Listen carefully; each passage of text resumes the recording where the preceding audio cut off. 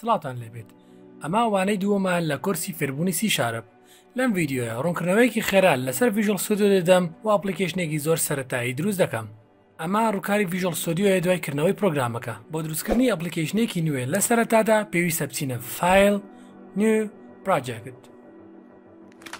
ئێستا دایالۆگێکی نوێمان بۆ کرایەوە. لە چەپی ئەم دایالۆگە بەشێکمان هەیە پێی دەگوترێت تەمپلیت. وەک دەبینین دەتوانین چەند جۆرێک ئەپلیکیشن دروستکەین بە سی شارپ وەک دیسکتۆپ ئەپلیکیشن، مۆبایل ئەپلیکیشن، وێب ئەپلیکیشن و چەندانی تر. من لەم کورسەدا تەنها سەرنجە دەمە سەر کۆنسۆڵ ئەپلیکیشن. کۆنسۆڵ ئەپلیکیشن سادەیە و GUI تێدا نییە بۆ کەرەستەیەکی باشە بۆ فێربوونی زمانێکی نوێ. بۆ دروستکردنی کۆنسۆڵ ئەپلیکیشن لەلای چەپ کلیک بکە لەسەر ویندۆز و لە ناوەڕاست کۆنسۆڵ ئەپلیکیشن هەڵبژێرە. پاشان نایەک لە پرۆجێکتەکەمان دەنێین بۆ نمونە هەلۆ وۆرڵد. ئەم ناوە نمونەیەکی کۆنە لە سەرەتای فێربوونی زمانێکی نوێ. و شوێنی هەڵگرتنی پرۆجێکتەکە لێرە دیار دەکەی و ئێرە شوێنی ناولێنانی سۆڵوشنەکەتە بۆی هەیە لە ئەپلیکیشنێکدا کۆمەڵێک سۆڵوشنت هەبێت. باشە بابزانی چیمان هەیە لێرە بێگومان شتگەلێکی زۆرمان هەیە بەڵام نیگەران مەبە لە زۆربەی پرۆژەکان تەنها لە سەدادەی ئەو هەموو شتەمان پێویستە. ئەوەی کە زۆر پێویستیمان پێیەتی کۆدی دیتەرەکەیە و هەندێک جار سۆڵوشن ئەکسپلەوە و ئەم توڵبارە دەتوانی هەمووی بە کیبۆرد ئەنجام بدەیت. باشە با ئێستا سێری یەکەمین کۆنسۆڵ ئەپلیکیشنمان بکەین لە سی شارپ. لە لای ڕاستی شاشەکەمان کۆنسۆڵ ئەکسپلەوەمان هەیە. ئەگەر ئەمە نەبینی دەچیت بۆ ڤیو پاشان کۆنسۆڵ ئەکسپلەوە هەڵدەبژێری.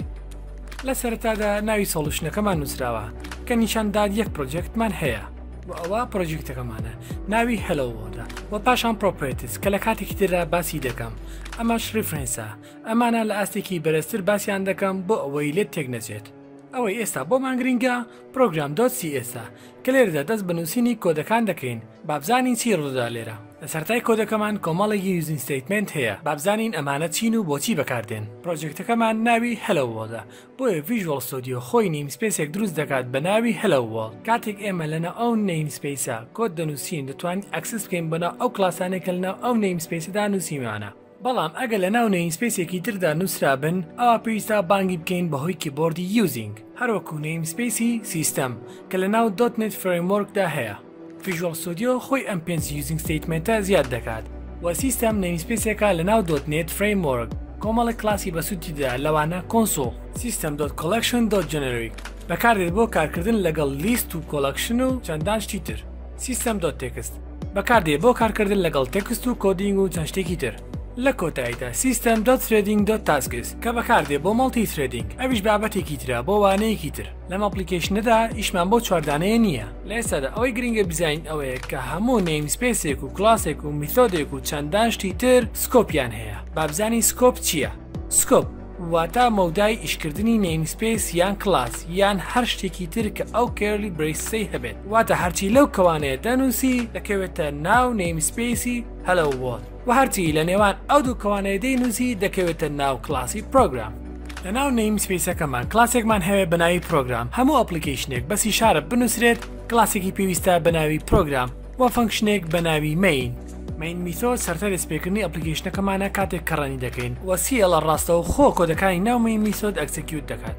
ستاتیک مۆدیفایرە دواتر باز لە جۆرەکانی مۆدیفایر دەکەم و بە گرنگەکانیان باز دەکەم. void return تایپی میثۆدەکەیە کە دواتر بە دوور درێژی باسی هەموو return تایپەکان دەکەم. و هەموو میثۆدێک ناوی هەیە ئەم میثۆدەمان ناوی مینە و ئەوە بزانە کەسی شارپ کەی سێنسەتیڤە واتە هەستیارە بە پیتی کەپیتەڵ و سمۆڵ بۆیە پێویستە مین بە پیتی کەپیتەڵ دەست پێ بکات ئەگینا تووشی ئیرەر دەبین. هەموو میثۆدێک ئینپوت و ئاوتپوتی هەیە. ئینپوتەکان لەناو ئەم دوو کەوانەیە دەنووسێت. بەم ئینپوتانە دەگوترێت پرامیتەرس و نووسینی پرامیتەرەکان لە دەستی خۆمانە بەڵام لە مین میثۆددا ناچارین بینووسین. لێرەدا ئەم پرامیتەرە ناوی ئاگە لە جۆری ئەرەی سترینگە کە دواتر ڤیدیۆیەکی تاو لەسەر ئەرەی سترینگ دروست دەکەم چونکە زۆر گرینگە.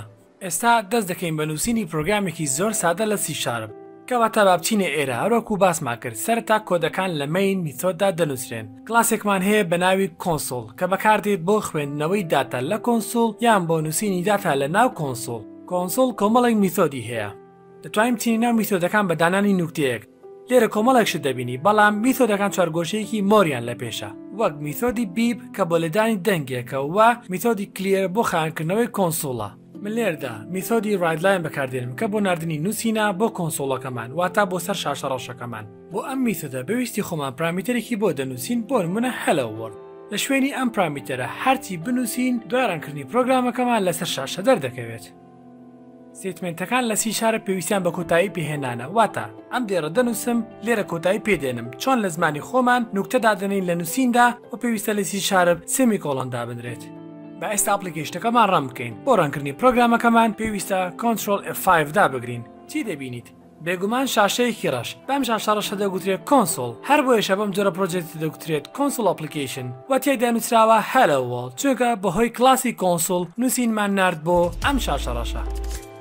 ئێستا سەرەتایە فێربووین لەسەر ڤیژوەڵ ستۆدیۆ بە کردداری بینیمان نەیسپیس و کلاس و میثۆد چۆنە و فێربووین سکۆپ چییە. کاتێکی خۆش بۆ ئێوە بە هیوای سوود بینین.